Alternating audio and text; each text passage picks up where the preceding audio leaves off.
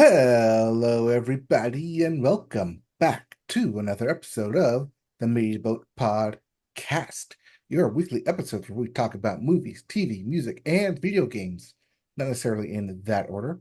My name is Mike. His name is Matt. My name is Matt. His name is Mike. Thank you for joining us on the Media Boat Podcast. Today is August the 6th, 2024. This is episode 447 of our show today, and we have quite a bit to catch up on this week. Yeah, so let's get right into it, where we start with the music section. That's the music section with the Billboard. Start the Billboard with the Hot 100. And the hottest song in the land is a bar song, Tipsy by Shaboozey.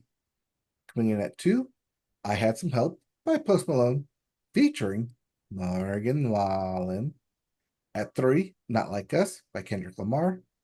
Coming in at 4, Espresso by Sabrina Carpenter. And rounding out your top 5, $1 Million Baby by Tommy Richmond. So, same as last week, except Espresso and $1 Million Baby switched 4 and 5. Yep. As for your Billboard 200, your albums chart, at number 1 is The Tortured Poets Department by Taylor Swift. At 2, One Thing at a Time by Morgan Wallen. Coming in at 3, The Great American Bar Scene by Zach Bryan. Coming down to number 4, The Rise and Fall of a Midwest Princess by Chapel Roan. And rounding out your top 5, Hit Me Hard and Soft by Billie Eilish. Yeah, so the news here is that Taylor reclaims that top spot. It seems like she is pulling out all the stops to do it again next week as well by releasing yet another new track for Tortured Poets. She just doesn't know how to stop. I don't think she's capable of stopping. Who knows when she'll stop ever? I don't know, but just Eminem sneaking in there with the combo breaker. Exactly. If you like any of those albums, we have new releases, starting with Better Me Than You by Big Sean. Yes, that Big Sean. That Big Sean, he's coming back, apparently. We also have Another Day by Fucked Up. We have probably your no number one album, Rio by J Balvin. Hmm. We have Sorks 80 by OCs. And lastly, one of our favorites here at the Media Boat Podcast, Flight B741 by none other than King Gizzard and the Lizard Wizard. Yes, your favorite band to say is back with Yeah, a they new are. record after what, three last year? They're finally back They in put 2024. they put one out per month last year. Yeah, this time last year, actually. Maybe they'll do another triple one. Who knows? Who knows? But while we wait for that, let's get to some music news. And there was Yes. so much music news happening. We got it all out for you in the bits. Starting with Taylor Swift leading the MTV VMA nominations with 10, as Post Malone, Sabrina Carpenter, Ariana Grande, and Eminem also get some big looks for the nominations. Yeah, I mean, this makes sense. Everybody expected Taylor to have a big year. She put out several videos already for the songs in Tortured Poets, but also the other names here make sense as well. I'm not surprised to see Post Malone because he did a feature with every artist this year. Mhm. Sabrina Carpenter also has a breakthrough year, and especially for the video for Espresso, I imagine that's going to get some nominations. Ariana Grande has also gone video heavy with her album push for Eternal Sunshine. And Eminem had that like video for his most recent Houdini. for Yep. Houdini that referenced his old video, which back in the day won its share of MTV VMAs. So not super surprising here. One name I'm surprised not to see here is Billie Eilish, who's also made a big video push for Hit Me Hard and Soft, but I won't be surprised if she's somewhere in the mix. Yeah, these are just the lead Right. nominations. Yeah. Elsewhere, though, going from young nominations for MTV to old generations, pre Yes. MTV. Aerosmith.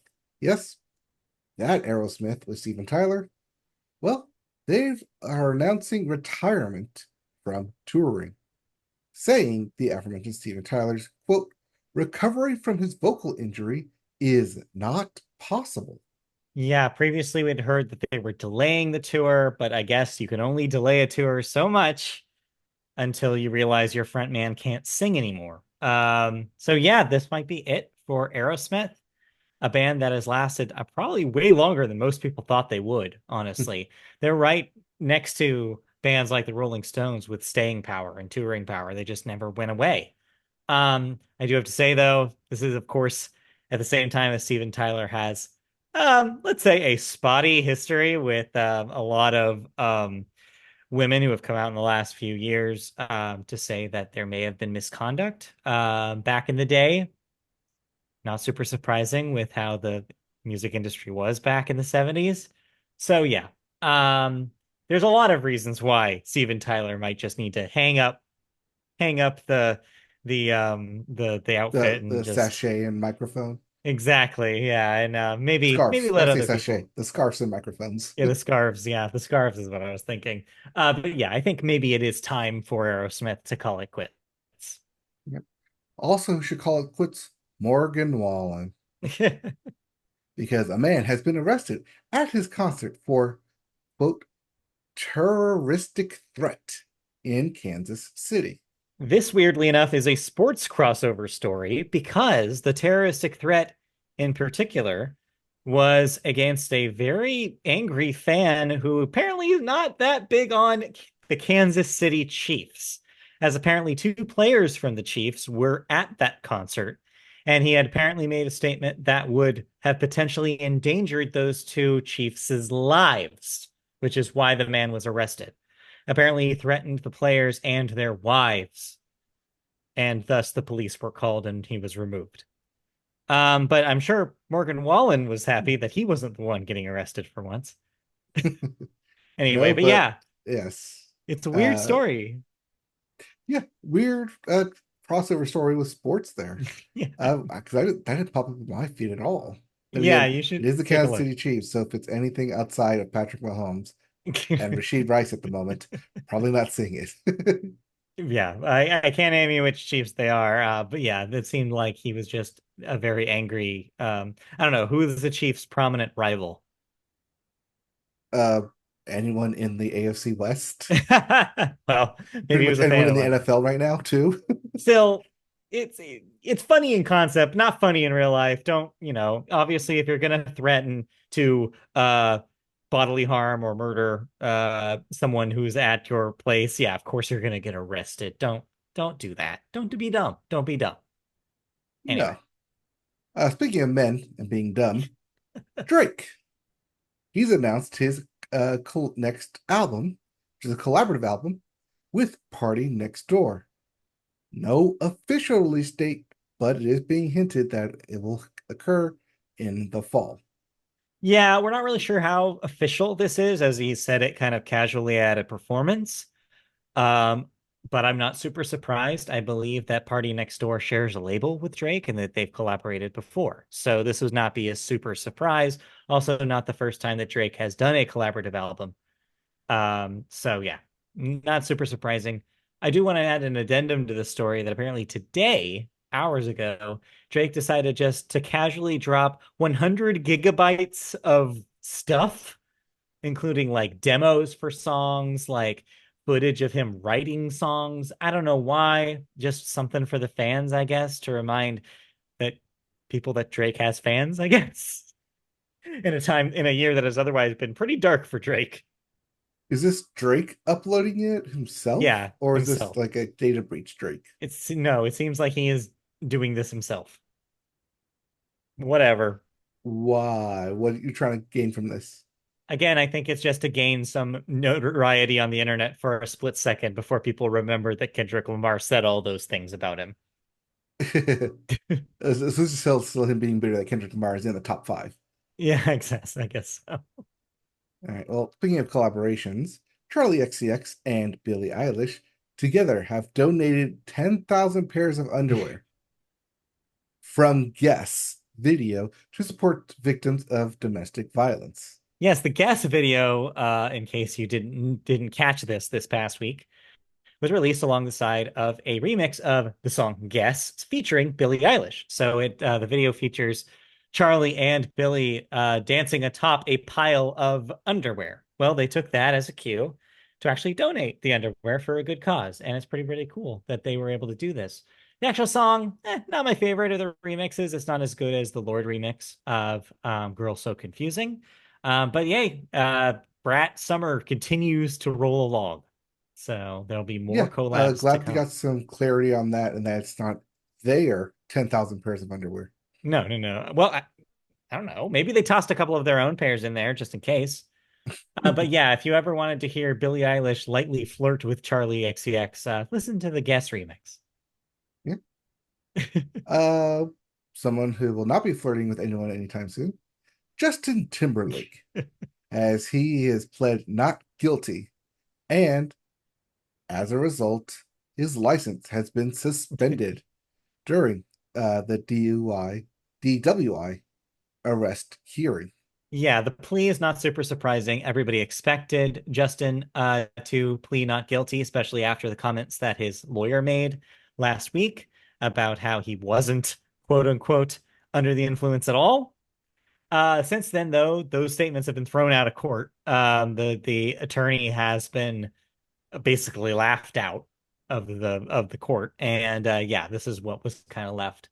Who knows if we're gonna have more out of this case? I hope not. I'm kind of over it. Like, we get it. He did this thing. Like, let's give him a slap on the wrist, which is probably all he's gonna get. Which in this case was having his license suspended, and then let's stop talking about Justin Timberlake again.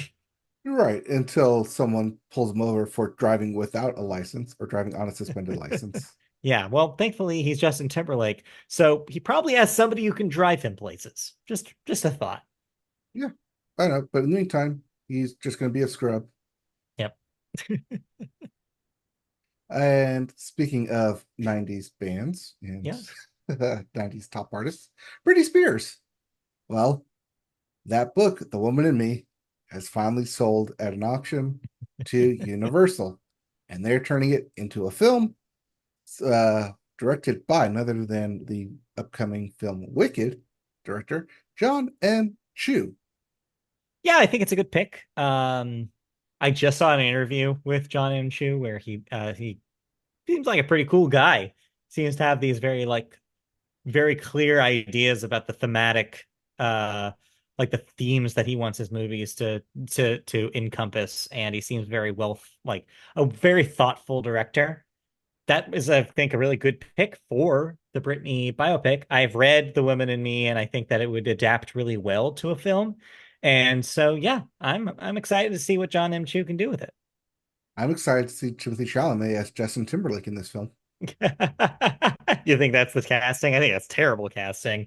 The real Well, question so is him is, as Bob Dylan, but that's a movie coming out. yeah. Well, the real question is who is our Britney? um, is it not just going to be given to uh, Carpenter right now? Because she's Sabrina the hot new Carpenter thing? doesn't have a Britney vibe to her. I don't think that would be Well, good neither does casting Olivia either. Rodrigo, so let's not go there. Well, Olivia Rodrigo would have to wear would have to be a blonde, and it wouldn't work. I don't know. That's the thing is Britney is so iconic that it's really hard to think of anybody being Britney, and I think that's going to be the challenge of this film. Uh, I mean, yes, they want to be a biopic, but what if they just do it based on? So it's a fictional artist based No, on biopic. no, because that's kind of what they did on Broadway, Yeah. and that didn't really work. So, so no, I think that yeah, I think you're going to see someone be Britney here, but I don't know who. But that's not my job. I'm not a casting director, so good luck is what I'll So we're say. just like not going to do Ariana Grande because she's in Wicked with John M. Chu right now. No, she's busy. All right. Well, open casting call for Britney Spears. Yeah, Shall commence. Well, that was a lot of news, yeah. and you listened to a lot of stuff. A couple things, but thankfully they were short, not full albums this week. Instead, a bunch of bonus tracks and an EP from two of our favorite tangentially country artists. And I say tangentially because Stuff they're making now, probably not what I would call country. Where do we want to start? You didn't listen to either of these, I'm I guessing. did not listen to either of these. No, Well, I recommend you my listen to weekend was both. consumed with Yes. Olympics and zoos. Yes. Not in that order. Not in that order. But anyway, the artists I'm talking about today include Kacey Musgraves, who released a deluxe edition of her Deeper Well. The hell Deeper is into the well. It's called no, Deeper no, but the Well. first record, it was just Deeper Deeper Well. Well. Okay. Yeah. All right. Well, an extended version of a Deeper Well called Deeper Into the Well, very into the Spider-Verse of her, which is about 6 or 7 tracks, a lot of tracks actually. It's a considerably hefty amount of new music that expand kind of the themes and palette she was working with on Deeper Well. And happy to say, they're pretty good. I liked pretty much all of the new tracks. There's a variety of different sounds happening here. Highlights include the single of this release, which is Irish Goodbye, which is very catchy and very Kacey Musgraves. It's something that I could have seen easily be on the record proper, even something that could have been a leftover Golden Hour track. It's got that very Hmm. good simplicity to it, and it's a great chorus, which is something that was lacking sometimes on the last couple of Kacey records. So happy to see her get it back into kind of a comfort zone. So yeah, I enjoy the new stuff on Deeper Into the Well. It bodes well to where Kacey might be going next. But the other thing I listened to this week was a new EP from Maren Morris. So Maren Morris kind of disappeared for a few years there. She was mostly popping up in our news stories, um, basically calling out Jason Aldean and his wife. Hmm. So question at the time was like, okay, is she gonna still make country music? She seems to be making a big point that she's not part of that part of the country establishment. Well, I think she did think about that for a while because what she's produced here, an EP fittingly called Intermission, is very much an artist in transition. So Maris has always Maren Morris has always had a voice that implies that she could have done more pop things as opposed to stay in the country genre. And here she's finally delivered on that. After spending kind of years just doing relatively poppy country music, she's crossed over. This is her moment. This is her Taylor Swift 1989. This is her Kacey Musgraves Golden Hour. This is her finally taking a full step outside of the genre and making something that's not very country at all. And I think it's a great move. Um, there's a handful of tracks here. The highlight, which I'm blanking on the name of it right now, but she even gets into kind of 80s synth dance pop here with a song that sounds to me, moments of it sound to me kind of Chapel Roan-esque, called Push Me Over, which is also very overtly sexual, which is fun to hear her kind of be in that zone. There's also some collabs here. She collaborates with Julia Michaels on the opening track Cut, which is fun to hear Julia Michaels again.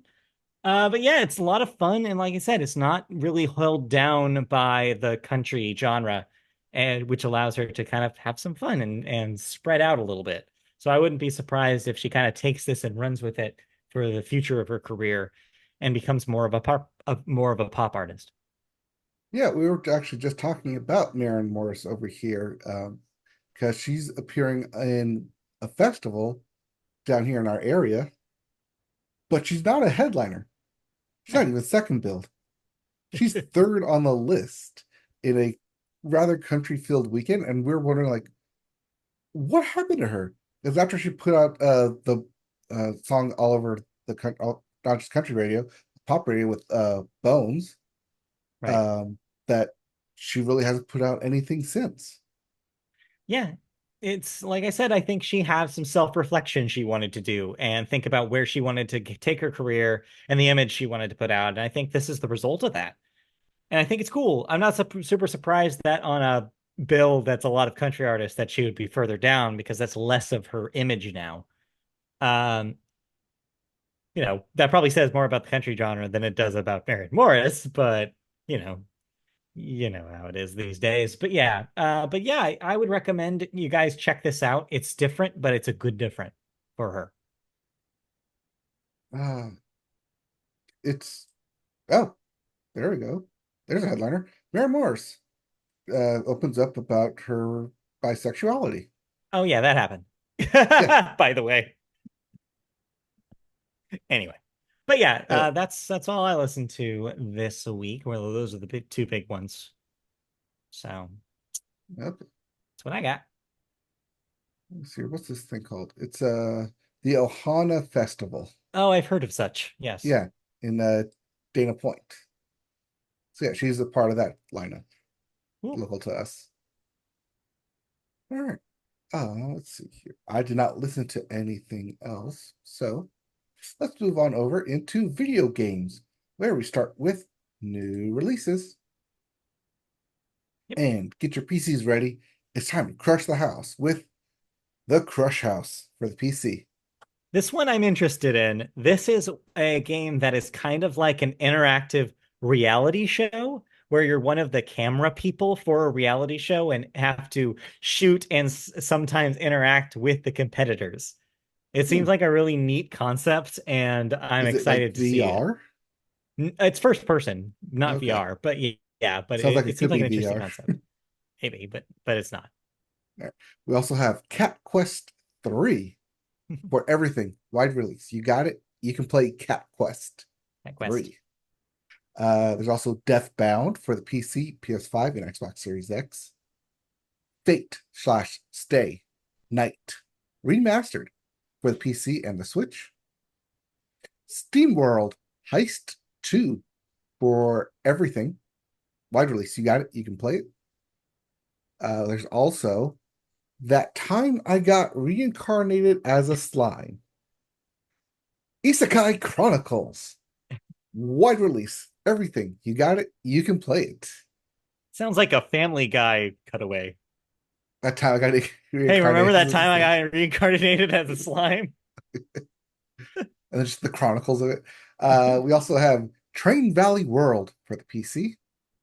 Creatures of Ava for the PC and the Xbox Series X. Pepper Grinder for the PS4, PS5, Xbox One, and Xbox Series X. And lastly, Sigeny, All Guns Blazing for the PC, PS5, and Xbox Series X. Just a note about that Pepper Grinder release. That is coming on to consoles for the first time. It had its PC release earlier in the year. All right. Let's get into some video game news, and we got Yeah. two downers of a story Yeah, the vibes were I bad want to in talk video about. games this week. Oh yeah. First up, Bungie.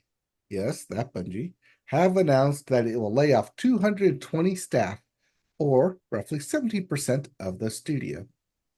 In a letter published on Wednesday, the Destiny creator cited, quote, rising costs of development and industry shifts for what it called some of the most difficult changes to the studio it has had to make.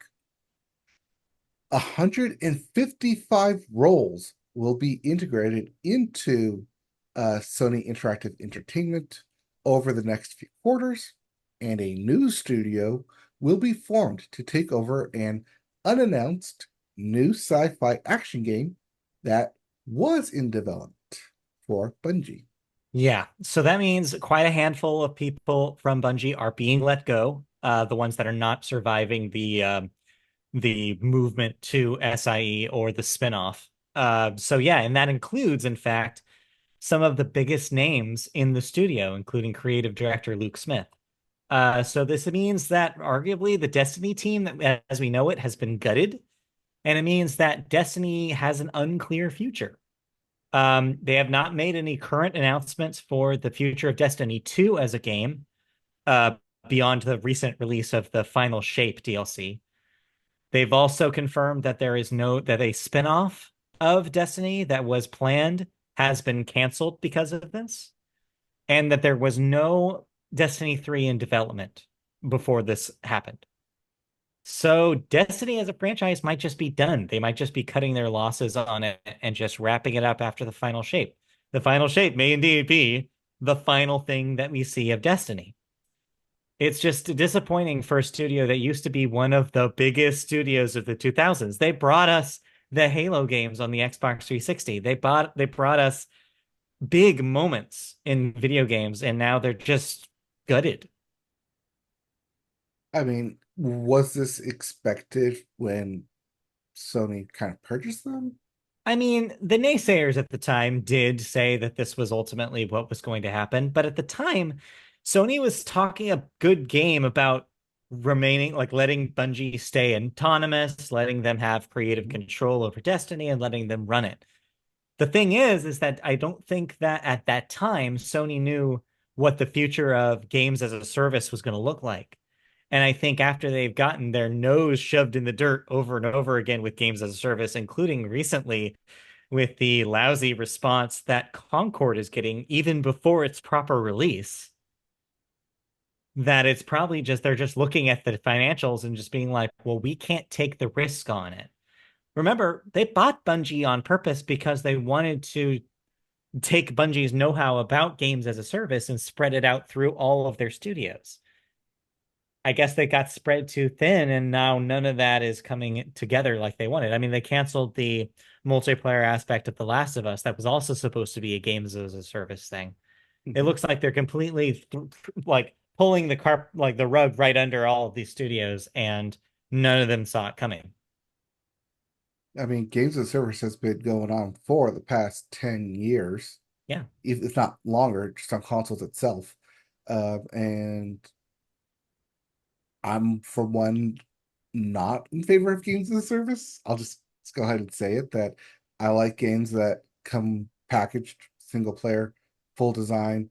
You buy it, you own it. There's no constant updates, there's no constant chasing, there's no constant looting and loot crates and all those ugly side of gaming. So it's hard to say that. I mean, yes, it's always sad that when people lose their jobs, but it's hard to say that like losing games as a service in the industry of video games is an overall bad thing. I mean, yes and no. The thing is when it's done well, it's amazing. Like Destiny exists as long as it has because its core gameplay loop is so satisfying that they can put pretty much anything on top of it, and Destiny fans will return and play more Destiny. It Mhm. just how many Destiny fans probably didn't expand as far as Sony was hoping it would. Also, I mean, Fortnite is the perfect example of this. It's a game that will probably never go away, at least in some point, because of how successful and reliable it is as a hit. It's a good game. That's the thing people underestimate about it, is that it's only as big as it is because the core of it is strong. Games as a service works and I think is valuable as long as you make a game that's good enough to sustain it and that you have a company that's willing to keep pouring money into it to keep it going. If you lack either of those things, then that's when you get the dark side of it, like you're talking about. So I don't necessarily think that it should go away as a concept. I think studios and publishers need to understand that it has limits, that it's not an unlimited ATM that's going to print money for you. It has to be good. You have to take care of it, and it has to have reasonable expectations. You can't assume it's going to be the next Fortnite. Nothing can be the next Fortnite at this point. Except GTA 6. Maybe that's the thing is Rockstar has another challenge there. Like they put out somebody I think it said in an interview or something last week from Rockstar that one of the things they're worried about is that they're not making GTA 6 for previous platforms. So for PS4 or Xbox One. That's where the bulk of their GTA Online player base is on PS4. So they're taking a huge risk by doing another GTA Online that doesn't support the PS4. And so the question is, will people upgrade to play GTA Online? We don't know if they will. So that's going to be the test. I'm just gonna go and say yes. That if you haven't upgraded by this point and that's what you're waiting for, you're gonna pull the trigger. And then you have a bunch of back catalog of games to Yeah. for either console to go in and play. Now, I'm not the CEO of Sony Interactive Entertainment, but if I was, I think the move is time a price cut for the PS5, all models, for the GTA Online release. Hmm. I think that's the move. Get a late generation bump for the PS5, timed for the biggest game of the generation. Or you time the PS5 Pro release with it, with Yeah, the both. cut You do for the both of Slim. those things, I guess. Yeah. But they're so if they proved anything, and Microsoft and Sony has proven anything this generation, is that they are so unwilling to move that price down. They will do anything to keep it at the same spot, and it's been almost 5 years. Yep. So we'll see. We'll see. But Bungie was not the only downer news Yeah. because we put a stake in the ground, uh, erect the headstone. Here lies former GI. Yep. Game Informer magazine was officially closing its doors after 33 years. The long running U.S. publication will close its doors following over 3 decades in just video game news and publishing. A Mhm. post on Twitter X, reportedly not written by GI staff, announced the closure on Friday. Since then, the magazine's owner, GameStop, has deleted the Game Informer website's archives and terminated their social media accounts. Yeah, this is super sad for a couple of reasons. One, because Game Informer was an institution. It's been around since 91. It's had countless exclusive cover stories, classic art, a lot of staff that have gone on to do bigger things, especially like on the internet and become huge personalities through other websites. It's been kind of a stalwart of the industry. It's never gone away. It's been the same thing since it was since its inception, and it continued way longer than any of its competitors. Like it was the last one standing. Like EGM stopped putting out magazines, Nintendo Power stopped putting out magazines, but Game Informer was still there, Mhm. arguably because GameStop would always push it on people when they made pre-orders in their stores. And Yep. added as an incentive if you joined their rewards program. It was a way to keep people subscribing to a physical magazine in an era where physical magazines were out of style. But it looks like it's gotten that the GameStop's financials have gotten so confusing and difficult as people are buying fewer and fewer disc-based games. The digital market has exploded and fewer people are going to GameStop for their games. And so it's created this environment where GameStop just didn't feel like there was a future for Game Informer. So that's understandable. But the thing that's not understandable here is the way they've treated the staff in the aftermath of this. That's why I mentioned those two things. They've removed the archives. So now the writers that wrote countless stories for Game Informer can't get their stuff out if they didn't already have backups of it. It's just gone. It's wiped off the face of the earth. And then the Twitter account. One staff member decided to make one last statement on the Twitter and then they wiped it out. They were just like, nope, delete. You don't get this anymore. So the people who are desperate to find new work because they've just been laid off of their job, like now don't have like now have to scramble on their own accounts to try to figure out how to where to put their resumes and where to get more work. So yeah, it's sad for a lot of reasons. It's just generally depressing, honestly, to watch it happen.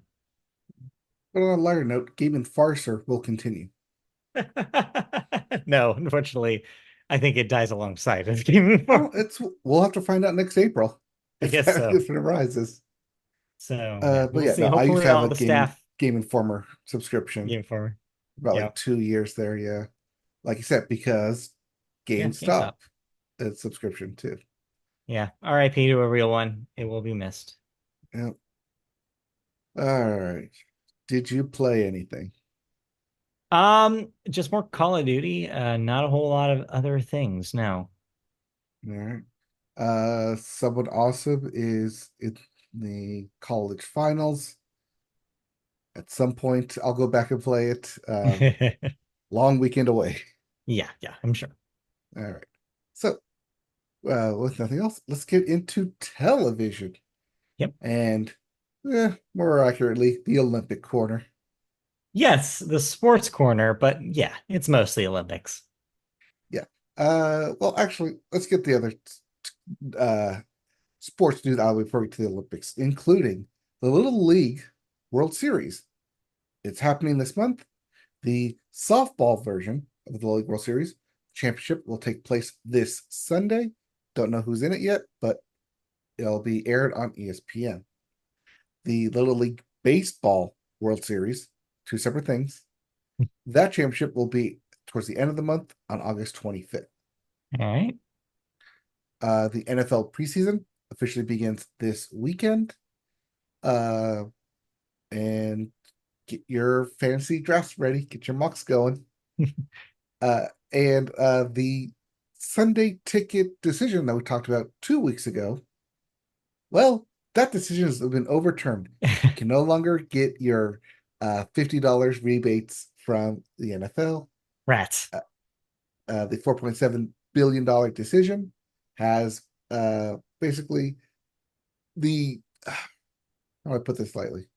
The judge who just made this decision said that some of the evidence admitted should not have been admitted. Hmm. And that they said that because you said this, we're going to throw out this case. Now it can be resubmitted and have to be argued again. So there is still time yet for Sunday Ticket to be overturned to the masses. Well, overturned decision, but that requires yet another huge legal loophole to go through. Yeah. And lastly, if you're paying attention to MLB news, you will see that if you play the White Sox, put a little W into it as the historic losing streak continues at 21 losses for the second time this year. It's just getting embarrassing at this point, honestly. The poor White Sox. I mean, we talked about them having their big losing streak of 17 games at the beginning of the year. And here they are again saying, you know what? We can do worse at 21 losses. All right. So now that all the outside sports have been taken care of, Yes. let's get to some actual Olympic news. Yeah. So we had a huge gold rush weekend this past Saturday and Sunday, as 51 gold medals were handed out within 48 hours. Wow. We were able to close everything in the pool and everything in the gymnasium, and all that's left are the track and field events. And it was exciting to watch a lot of Olympics. Thank you, Gold Zone, for existing. Yes. Thank you, Gold Zone.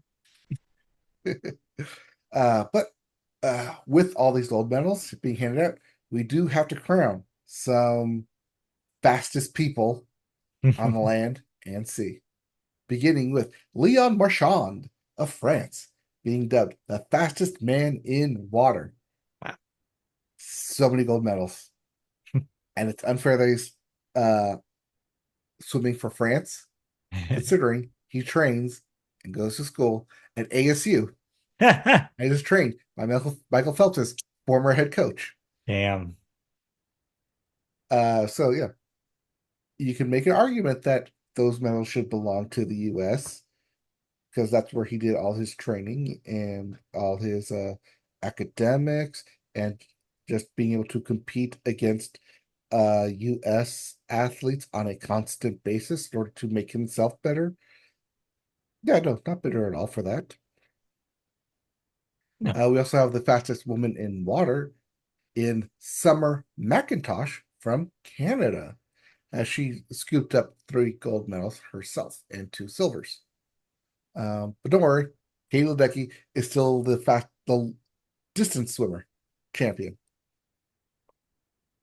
Yep. Yep. We were also able to crown the fastest man and woman on land in the 100-meter dash, with Julian Alfred of St. Lucia not only claiming the title of fastest woman on land, but also winning the country's first ever medal.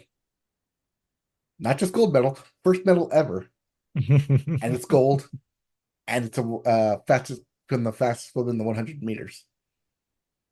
We also have Noah Lyles finally getting the gold he deserves Mhm. uh, by winning the 100 meter, becoming the fastest man on land. Have you seen that picture of Barely. Noah? Have you seen that picture of Noah Lyles playing Yu-Gi-Oh? No. He has like the full like Yu-Gi-Oh like card thing, Disc, the arm thing. Just the dual disc. thought you'd want to know that he has that. No, I haven't seen that. The Um, millennials are truly in charge. yes.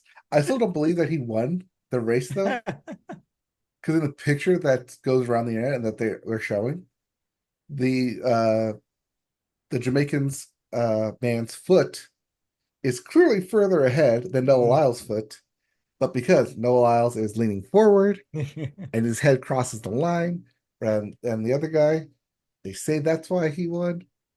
I don't know, but it's still a medal nonetheless. I was gonna say, I mean, good thing it's not up to you to decide. Yes, good thing we're not like literally splitting hairs here.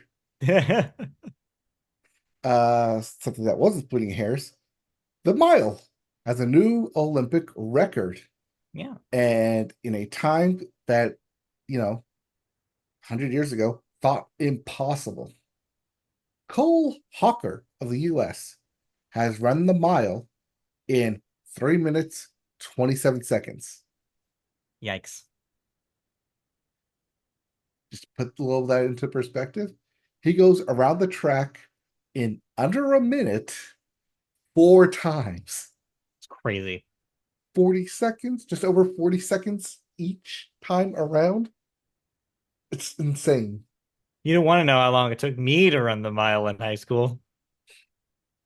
My fast time was probably double that at like my peak. And that's good, right? Like, yeah, like this is That's like good in in high yeah. school. In Under high school, six, you're 7 minutes. Yeah. yeah, it's 5 to 7 minutes is like average.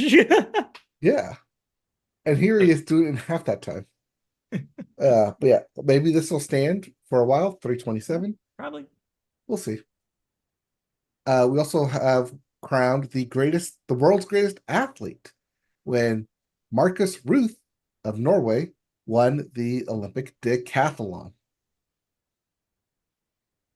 And then going back into the gym, Simone Miles of the US just, won another gold Yeah, in the women's all around to be as she crowned the does. world's greatest gymnast. So congratulations to those individual medals and individual winners. Your medal count currently stands with the US at 85 total medals, China with 58, and France with 48. In the gold medal count, the US leads with 23 golds. Yep. And still a whole week's left of Olympics left to play. Yeah, it's looking good though so far for the US. It looks like we're gonna pull ahead here. So what do you know? Yep. I mean, it's shaping up good to look for the 2028 Olympics, which will be here in the US. Simone Biles, the oldest gymnast to win gold in the all around at 27. Should she compete in the US version? Unlikely is what I would say. No, probably not.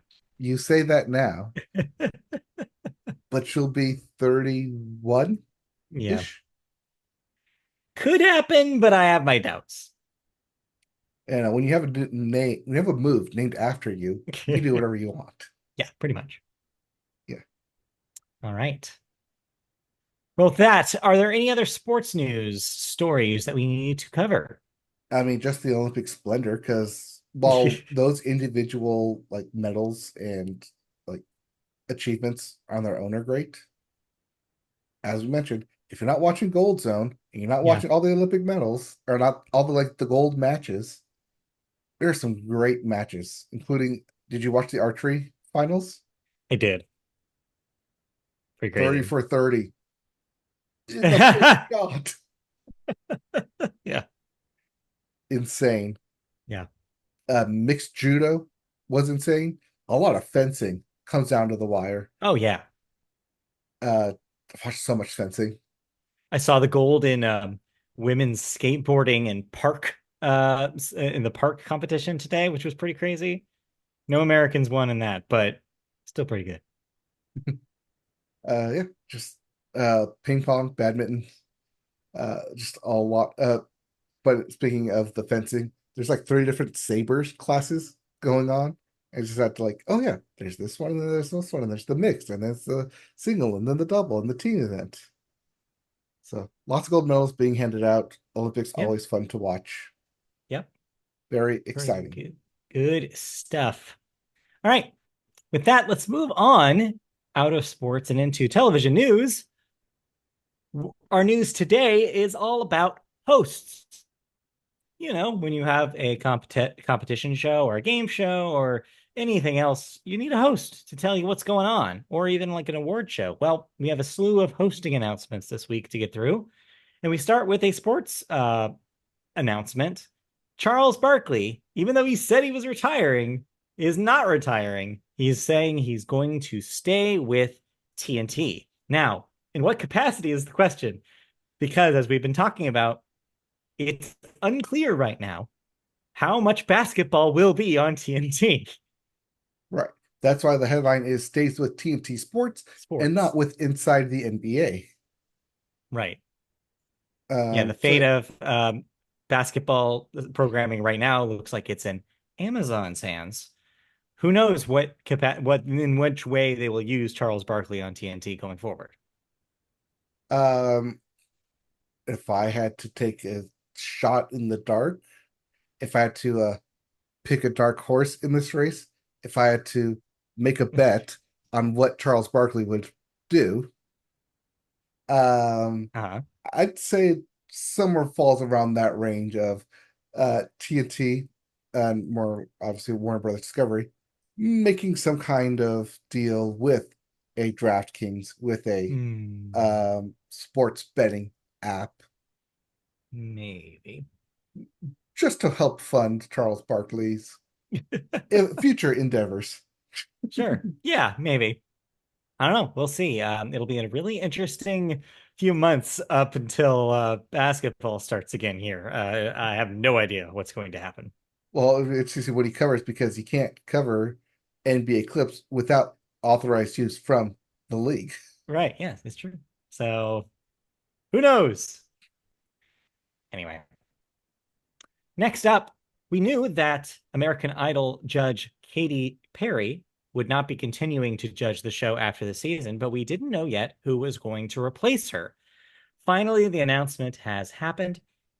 American Idol herself, Carrie Underwood, will be replacing Katy Perry on the upcoming season of ABC's American Idol. And I think this is an upgrade. Now, don't Well, get me wrong, I'm not the hugest Carrie Underwood fan, but I would take Carrie Underwood any day over Katy Perry. same by a landslide. This also does mean that two country artists, because Luke Bryan is still on the panel, Right. sitting up there with Lionel Richie. Yeah, I think it'll be an interesting dynamic between the three of them. I think she's a lot lower key than Katie, and also this makes there no longer is a argument over who is the weird one. Now it's by default Lionel Richie, so makes it easier to determine. Yeah, and I think that yeah, this might get me back to American Idol. I might actually watch next season because Katy Perry is no longer there. So Yeah, it's a I win might in tune my in book. because Carrie Underwood, and maybe this is what ABC is going for, just someone to boost the Yes. ratings. Yes, you are on the record many times on this podcast for your love of Carrie Underwood. So Yes. yes, you've been consistent over the last 9 seasons. Anyways, next up in hosting news, Pop Culture Jeopardy, which was announced a few months ago, which will be taking place on Amazon Prime Video, announced its host, and unfortunately, it's Colin Jost. The SNL Weekend Update co-host will be the host for Pop Culture Jeopardy, and I'm disappointed. Disappointed that he's hosting, or disappointed that we were not invited? Well, technically, I checked. We took that test May 16th. They said that the audition period is 3 months. 3 months. We still got like a week. It could still happen. They could call. Yeah, I don't know. Yeah, you're right.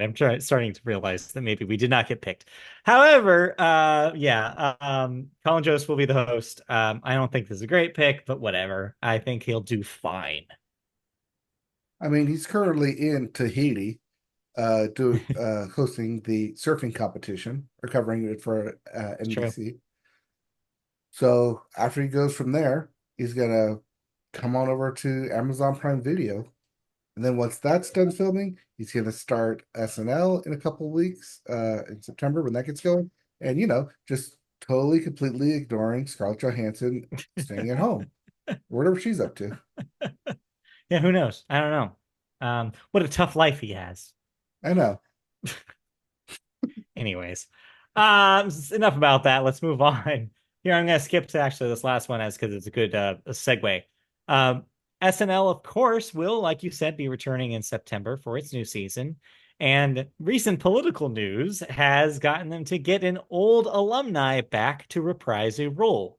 Yes, you guessed it. Maya Rudolph will be rejoining the cast at SNL because she will be required to play presidential nominee Kamala Harris, as she did back when she was a cast member before. This was expected that Lorne Michaels was going to drive up to Maya Rudolph's house and with a giant vat of money to convince her to be Kamala again. It's happening. Though after today, though, they're going to have to find a Tim Waltz. I don't know who's going to do that. I honestly just drag Daryl Hammond down from I was going to say, the yeah, Daryl announcer's Hammond's booth. got around Just somewhere. just get him to be Waltz. I'm sure that's the easy move, right? Or get Bobby Moynihan back. I could see Oh, that. that's a good one. Yeah. I could see that working. So we'll have a lot of Maya Rudolph, Kamala Harris, and you know what? She's pretty good at it, so I'm okay with Hmm. Yeah. I mean, she'll be it for this season, depending on what happens after the it. presidential election in Who November. knows? They might have to hire someone full time. We'll see. Probably. Anyway, Well, they had to hire a Biden impersonator full time and a Trump impersonator full time because they I couldn't mean, keep paying for those. So, yeah, well, what are you gonna do? All right, and then lastly, we have some news about the Emmy Awards forthcoming on ABC. Right now, Eugene and Dan Levy, a father and son team, are in final negotiations to host the Emmys. I think this is a smart move. That would be fun to see. yeah, they're both huge TV personalities, especially coming off the never winning comedy Schitt's Creek, No, they won. at their final season. Yeah, their final season did win the Emmy. Yeah, People forget it because that was the pandemic year Emmy where it looked like it took place at a wedding reception. and I'm sure they'll make jokes about that when they eventually host, Yeah, saying, "Look how much nicer this is than what we got." right. Anyway, All right. Anyways, uh, so that's it for television news. Did we watch anything besides Olympics this week? It's um, okay if we I didn't. I mean, I finished watching because I only had one episode left of the training camp with the New York Giants. Okay. It ended the previous week, uh, which happened on Tuesday night, which we couldn't talk about before. So that's there. It wrapped up. It pretty much ended right where we thought it would end, which is the draft, and which everyone who pays attention to the NFL draft knows what happened because that happened way back in April. So to have this 4 months later, kind of a nice look back, kind of also a nice look into the Giants organization and just the shit show that they run over there. Um, does there's no sugarcoating it because they showed like, oh, if this person's available, we're going to take them. If this person's available, we're going to take them. And then ultimately, it seemed like they settled for Malik Neighbors, their actual number one pick. Which, if you're Malik Neighbors and you're watching this and you realize, they really did want me. They wanted someone else. They were itching to get someone else, and yet they ended up with me. How does that make me feel playing for them this upcoming Not season? great. Turns out, not great. Yeah. I mean, that's kind of like the good and bad of like behind the scenes that, yeah, it's great for the fans to watch this, but these are still actual people with actual jobs making huge decisions that will affect an entire organization. So to have that Yep. kind of behind the scenes coverage is both sort of like, hey, we're running this thing like a well-oiled machine. And also, people might not see us as a well-oiled machine. But yeah, with that ending, that does mean that spring trade or Hard Knocks proper begins with the Chicago Bears as this upcoming or this last week they played in the Hall of Fame game, so we'll get to see that tonight Yep. as Hard Knocks proper training camp with the Bears, Chicago Bears, starts, and that gets the hype for All football right. season going. I guess so. Well, you don't have to wait very long. Preseason's right around the corner. Yep, So there you go. preseason is this weekend. Yeah. Okay. Anything else before we can move on? House of the Dragon did end this past weekend. I will have be catching up on it and wrapping up my thoughts on that next week. All right. Sounds good. In that case, let's move on to some cancellations and renewals. What am I no longer watching? Well, as you mentioned, you're still watching House of the Dragon. You'll talk about it next week, but HBO is so confident in it, they've renewed it for a fourth season.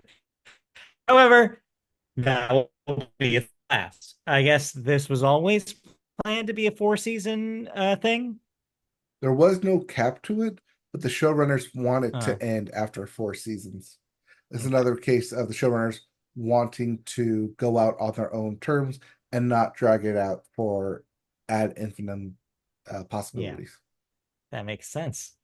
Speaking of things that shouldn't be dragged out any longer than they have to be, season 3 of Squid Game will be happening on Netflix. So look forward to that, I guess.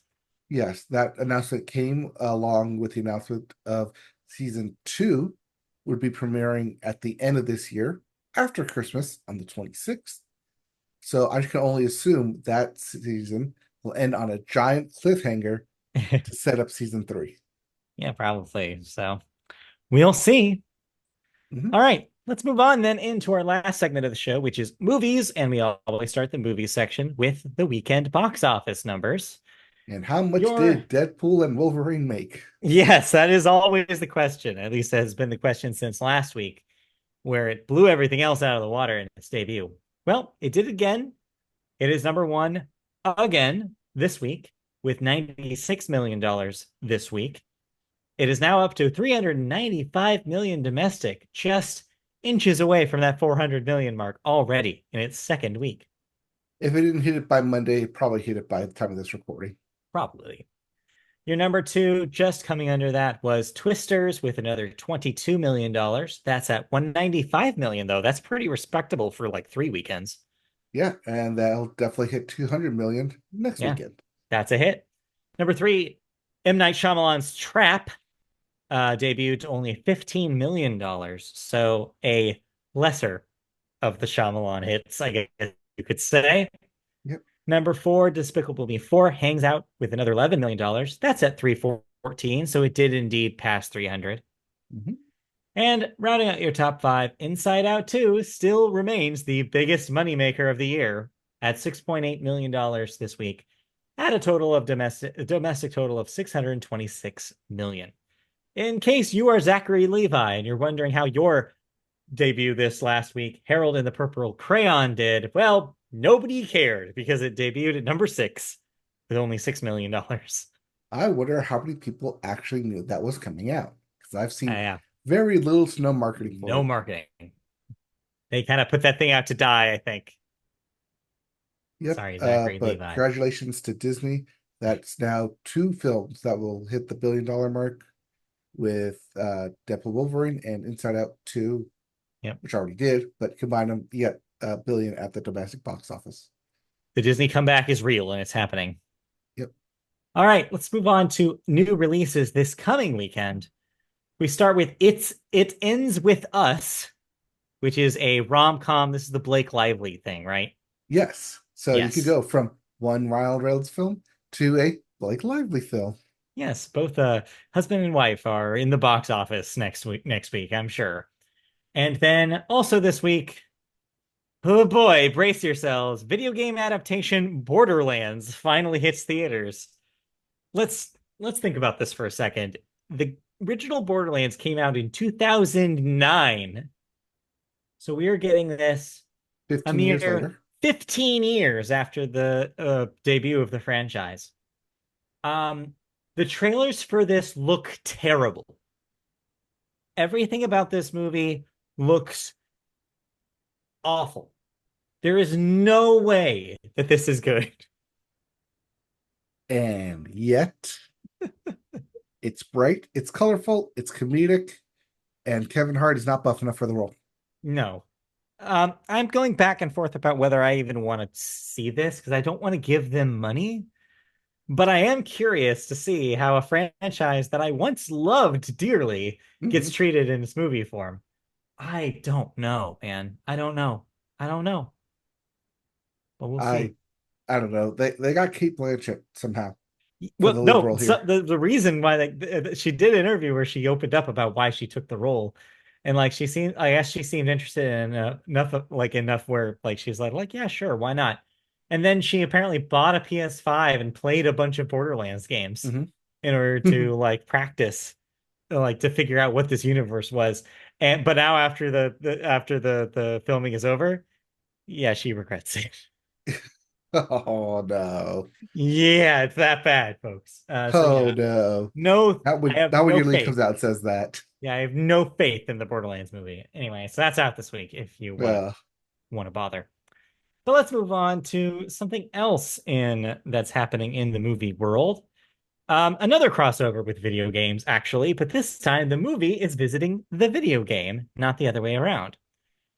This story takes us to the world of Roblox, specifically the thing that your kids won't stop talking about and slash or if you're have Twitter followers like me, that thing that hosts that weird fashion game where you get to like dress up in different things, which seems to be exploding this week.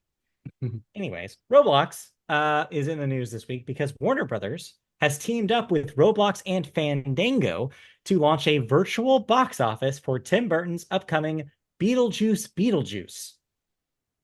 Roblox users aged 13 and up in the US can purchase movie tickets to Beetlejuice via the game's Escape the Afterlife experience, marking a first for Roblox as it explores new e-commerce revenue streams. Users who purchase a ticket will also receive a Beetlejuice exclusive avatar item available for use on Roblox with in-game effects. This is a press release, isn't it? Users yep. 13 plus years old are eligible to purchase a ticket, while under 13 years old will still be able to play the Beetlejuice experience on Roblox without having to buy a ticket. Well, without the option to purchase Yeah, a ticket because because you they can't can't. sell for 13 and under. Sure. I mean, Fortnite had concerts, Roblox had Movies, I guess. online shopping. Except you're not even seeing the movie in the game. You have to go to a physical theater to see the movie. So, Yes, you can purchase a ticket through yeah, Roblox for a movie ticket. this is dumb. Um, yeah, it's This is a non-story. other like the weird tie-ins, crossover events that studios try to use for promotion. And Yeah. this is Warner Brothers' big swing for a PG-13 movie to try and get the Roblox fans Yeah, that's involved. the thing is I feel like their big mess up here is that people over the age of 13 are moving on from Roblox, I think, largely. I think under 13 is where the Roblox audience is. So I Hmm. don't think you're going to get the people who are going to see Beetlejuice interested. I don't know. I think this is a weird whiff. I mean, go where the kids are, right? But go with a kids movie. Yeah, I mean, Warner Brothers, did they do Harold and the Purple Crayon? I don't know, but that makes more sense, right? Like, or is that too young? I don't know. Anyway, Roblox is a weird thing. I don't fully understand it. And yes, they're going to continue trying to get the people who play a lot of Roblox to do other things. They're going to try to keep doing this. I just think that this is a bad version of that. I think that it's the right version of it though, because you can't do something like Minions and Despicable Me, have the Minions in there. Then everyone under 13 is just gonna be like, buy, buy, buy, buy, buy. Why can't I buy a ticket? I want Minions. Blah. Maybe. I also So think this it's a is the miracle that, weird, like, well, because Tim Burton and Beetlejuice itself is very weird and kooky, that yeah. it could work for Roblox. Like, Yeah, it but can be Roblox very, is very different. the thing is that Roblox, unlike Fortnite, is not a united like art style, it's not a united universe. Mhm. Roblox is whatever you want it to be. Like, and so there is no identifying thing of Roblox, really. I don't know. This is weird, Yeah. Well, it's but there it's there if you want and it. it's happening. All right. Anyways, that's it for movie news. Did we watch any movies this week? Still have not watched a movie. Well, no, talked about Deadpool and Wolverine last week. Okay.